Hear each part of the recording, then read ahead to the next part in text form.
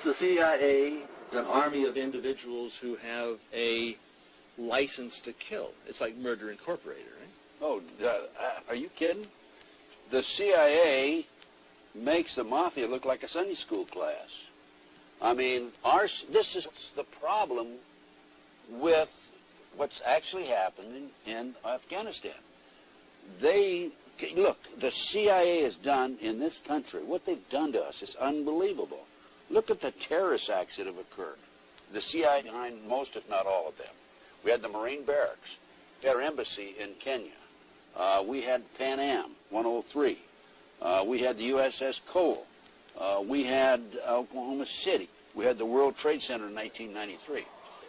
Our government was involved in some of those. I can't say all of them because I don't know, but I do have documentation that there was government implication in some of these. And we'll discuss them as we go. Well, Ted, the people out there, I mean, did you know that the World Trade Center went up when it was bombed internally? That it all was put together by an organization called the FBI. Is that this is 1993? 83. Yeah. Yes. I have and I'll show this on camera, a newspaper article from the New York Times, and it was also an article in the LA Times, by the way, and it's dated October 28, 1993, and it's a result of testimony in the trial, and the informant, the FBI informant in the trial, a fellow named Salam, a 43-year-old former Egyptian army officer. Imam Salam. Right. He was the informant for the FBI, and he recorded his conversations secretly with this.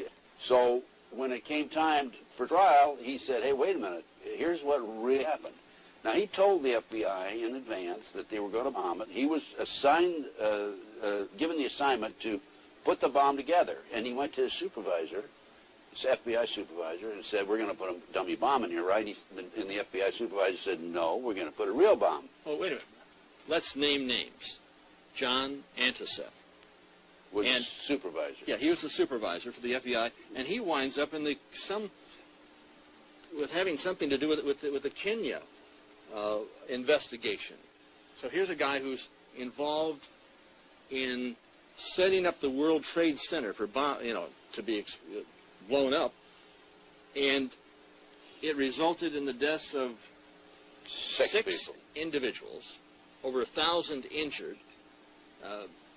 Nearly $100 million. $500 million. A lot of millions of dollars. Millions of dollars, yeah. And in debt property damage. Right. Now, if justice were done, the FBI agent would be not only in jail but executed for murder in the first degree.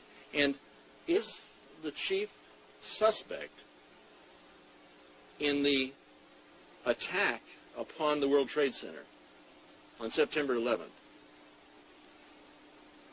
is not the chief suspect the individuals or individual agency that bombed the World Trade Center in 1993? Based on what happened in 1993, the FBI not only knew in advance they were going to bomb the World Trade Center, they furnished the ingredients for the bomb. Based on that, I would say that the FBI is the primary suspect, but also I think we have to consider the CIA. And the reason you have to consider the CIA is because when you skyjack 4 airplanes simultaneously with 19 skyjackers, that is no small operation. That took years to plan, number one, and hundreds of people had to know about it in advance. Now, our government, NSA, was monitoring bin Laden's phone calls in February 1998. Are you going to tell me for 1 minute that we didn't know about this in advance? The CIA had to know about it. The FBI had to know about it. The Mossad had to know about it. Now, MI5, British intelligence, had to know about it. The CIA knows about it. The FBI knows about it. The commander-in-chief, the president, would have to know about it. Of course he does. And that would mean that Bush had prior knowledge, and that would implicate him in reality, if we wanted to face this thing as it really is, in murder in the first degree. Let me explain to the audience what's happened here. Okay, back in the 80s, 1980s, the Department of Justice proposed legislation to fight terrorism. And this legislation took away many of our constitutional rights and civil liberties.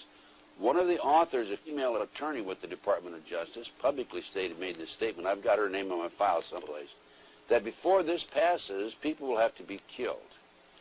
Well, so that was the reason, I feel, for the 1993 World Trade Center bombing. Unfortunately for them, fortunately for us, the good guys, there were only 6 people killed, not enough to pass the legislation. So what happened is 3 years later, no, 93, 2 years later, April 19, 1995, down comes Oklahoma City Murrah building, 168 people killed. 1 year later, the anti-terrorism legislation that takes away many of our constitutional rights and civil liberties is passed. And now with the Twin Towers World Trade Center episode, our Congress is now proposing further restrictions on our constitutional rights and civil liberties. These explosions, these terrorist acts, were an excuse to pass anti-terrorism legislation. And then to implement. And then yes. And this is what's happening in the world today. And that's why our intelligence people are not only knew about it in advance, but probably involved. There's no question. You cannot possibly have an operation of this magnitude without our people knowing about it. Now, our government, the FBI... When you say our government, and I got to challenge you. This isn't our government. Well, it's the banksters' government, because they control both political parties. The government knows the what, where, why, and when, and how. And I had a FBI supervisor brag about this to somebody else, and it got back to me, of every patriot and every militia in the United States. Now, if they know that, are you going to tell me that they're not going to know about the terrorists coming and going? By the way, this operation, based on information that's come out since the attack, the terrorist attack, was planned in England, London, England. The training took place in Afghanistan and in the United States. And these terrorists came in and took pilot training here.